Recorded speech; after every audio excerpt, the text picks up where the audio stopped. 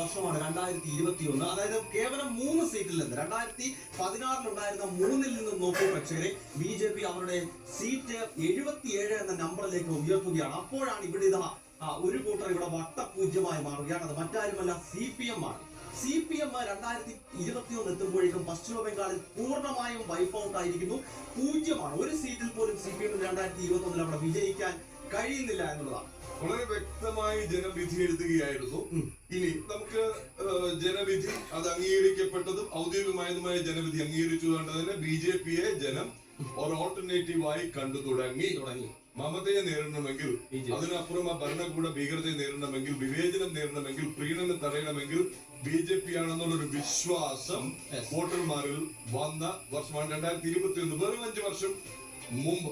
അപ്പോഴും പലരും പ്രതീക്ഷിച്ചത് BJP ഭരണത്തിൽ എത്തും എന്നായിരുന്നു. BJP ഭരണം പിടിക്കാത്തതിൽ നിരാശ പ്രകടിപ്പിച്ച ഒട്ടേറെ BJP നേതാക്കൾ തന്നെയുണ്ട്. അതെ, തികഞ്ഞ വിജയപ്രതീക്ഷയായിരുന്നു. കാരണം 18 സീറ്റ് ലോക്സഭയിൽ നേടിയതോടുകൂടി യോഗം പറഞ്ഞ പോലെ അന്നാണ് ദീദി പേടിച്ചു തുടങ്ങിയത്. അതുവരെ ദീദി പേടിച്ചില്ല. ആ 18 സീറ്റോട് കൂടിയാണ് BJPയെ ലക്ഷ്യമിടാൻ തുടങ്ങുന്നത്. ഇതിൽ ചരിത്രത്തിൽ, രാഷ്ട്രീയ ചരിത്രത്തിലുള്ള ഒരു സമാനത കൂടി നോക്കൂ. എങ്ങനെയാണ് അടിയന്തരാവസ്ഥ വന്നത്? ഇന്ദിരാഗാന്ധിയുടെ തെരഞ്ഞെടുപ്പ് കോടതി അസാധുവാക്കിയപ്പോൾ അതിനെ അട്ടിമറിക്കാൻ ഭരണം നിലനിർത്താൻ വേണ്ടി എടുത്ത ഭരണഘടനാ വിരുദ്ധമായ തുടർ നടപടികൾ ഇവിടെ എന്താണ് ചെയ്തത്? അത് തന്നെ ചെയ്തു. ഇല്ല, അടിച്ചമർത്താൻ, അക്രമം അഴിച്ചുവിടാൻ. മറുഭാഗത്ത് ഓഫ് കോഴ്സ് അഭിഷേക് ബാനർജി അടക്കമുള്ള കുടുംബാംഗങ്ങളും നേതൃത്വത്തിൽ നടന്ന അഴിമതിയുടെ ഒരു കൂമ്പാരം, കുംഭകോണം മറ്റൊരു ഭാഗത്ത് ജനം മടുത്തു നിൽക്കുകയായിരുന്നു. പിന്നെ എന്താണ് വേണ്ടിയിരുന്നത്? ഒരു ഭരണമാറ്റം. ജനങ്ങൾക്ക് വേണ്ടിയിരുന്നത് ഒരു ഒരു ധൈര്യം, അല്ലെങ്കിൽ സുരക്ഷിതരാണെന്നൊരു ബോധം, ധൈര്യപൂർവം വോട്ട് ചെയ്യാനുള്ള ഒരു അവസരം.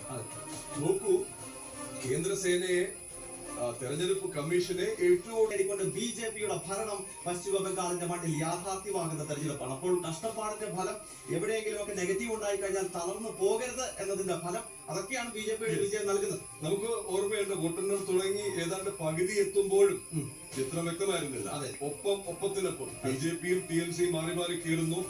ഭരണമാറ്റം അസാധ്യമെന്ന് പ്രവചിച്ച് നമ്മുടെ ചില മുഖ്യധാരാ മാധ്യമങ്ങളും രാഷ്ട്രീയ വിചക്ഷണരും അടക്കമുള്ള വിദഗ്ധരും ചില എക്സിറ്റുകളും വളരെ ബുദ്ധിമുട്ടിയാണ് ചില പോളുകളെങ്കിലും BJPക്കും നമ്പേഴ്സ് നൽകിയത്.